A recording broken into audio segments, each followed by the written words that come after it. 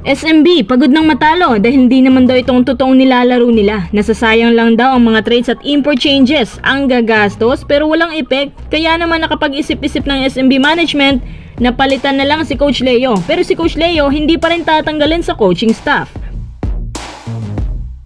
Vic Manuel, pagod na sa Terra Firma. Sinabi din niya nung huling game na pagod na raw siya sa bago niyang team kasi ayaw naman daw ng Jeep manalo. At sinabi po ng ilang sources na nagpapatrade si Vic Manuel.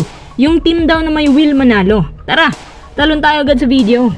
Balikan natin konti yung game ng SMB laban sa Hong Kong Eastern kasi mas dito natin napatunayan ang kahinaan nila laban sa super fast type team na Eastern na kahit sa EASL ayaw talagang makaisa ng SMB. Tama si Ross, minsan ang constant changes ng imports ang pinakamali na hindi nakikita ng SMB kasi yung kinukuha nila yung imports na kagaya ng playing style ni Fajardo. Sa katunayan, hindi na nga nila dapat kinuhang sobrang tangkad na import kasi nandiyan naman si Abay. Ang imports na kinukuha nila yung dapat kagaya ni Deswells or AZ Reed. So far, yung mga undersized imports na yan nakapagbigay ng successful year sa kanila. Itong import naman ng SMB na si Jabari Narcis, ang daming weak side.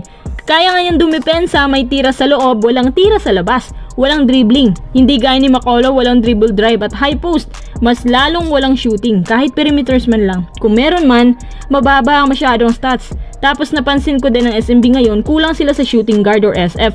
Kasi sa pamamagitan nito, mas malaki ang chance na lumuwag ang depensa ng kabila na sa ganon makadaan ang big man nila sa ilalim. Tapos ito namang bagong players ng SMB gaya ni Chongson, Kahilig, sila yung mga nasayang lang sa SMB. Tingnan mo si Teng. Abay na tenga ang career niya dito. Hindi na-utilize ng tama. Hindi balanse ang balasahan. Tingnan mo din si Ross. Parang wala nang kagana-ganang maglaro. Pinapapasok pa. Tapos ikumpara mo ba naman yung Eastern na umiikot talaga ang bola sa loob at lahat nakakadepensa, walang tamad. Kapansin-pansin din na hirap ang mga PBA teams ngayon sa depensa ng Eastern. Kitang-kita mo yan sa SMB. Sa mga bagay na lackings nila, hindi dapat tayo ang unang nakakita niyan, kundi ang mismong coach ng SMB na si Coach Leo. Kaya kung papalitan na nila ito, sa balagay ko yan ang pinakaunang tamang hakbang para manumbalik sila sa winning ways. At sana, yung ipapalit wag naman yung kagaya pa rin ang style nila. Kung ako sa SMB, mangunguha talaga ako ng mga Serbian coaches gaya ni Brian Gurjan. Or pwede din si Alex Compton. Defensive style na coach yan. Bagay niyan sa SMB. Kasi si Coach Leo, dun pa lang sa sinabi niya na dapat short rotation lang daw ang gagawin para manalo, pinakamaling mindset na yan. Kasi kahit itanong mo yan sa mga NBA coaches, hindi ganyan. Pero kung ikaw nga naman yung coach na asa sa paborito mong kahit maalat, di ikaw na. Walang improvement ang mga players niyan. Mas lalong mangangapa kasi matatanda ng mga inaasahan mo. Pero banu pa rin ang mga na-draft. So ano na? Ngayon napapalitan si Coach Leo. Sino ang gusto niyo ipalit sa kanya?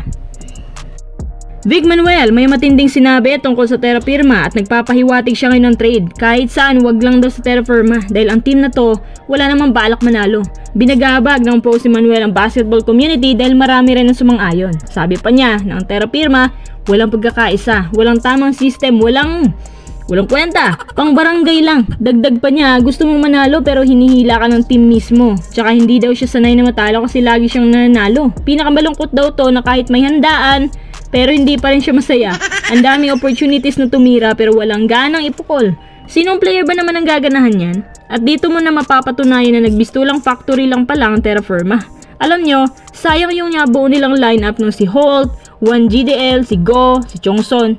Grabe yung ginawa nila sa SMB dati. Ngayon si Vic Manuel po ay nagpapatrade at gustong umalis. O Magnolia, may basbas na si Manuel Baka naman, bagay si Manuel sa Magnolia lalo pat nandyan si Calvin. Nagpapahype din si Manuel ng defense at hustle sa loob. Kapag kinuha nila si Manuel, para na rin silang nakabingwit ng dalawang Calvin at the same time. Higit sa lahat effective pa.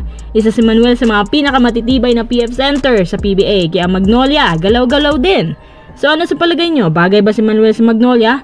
Or bagay din siya sa Converge?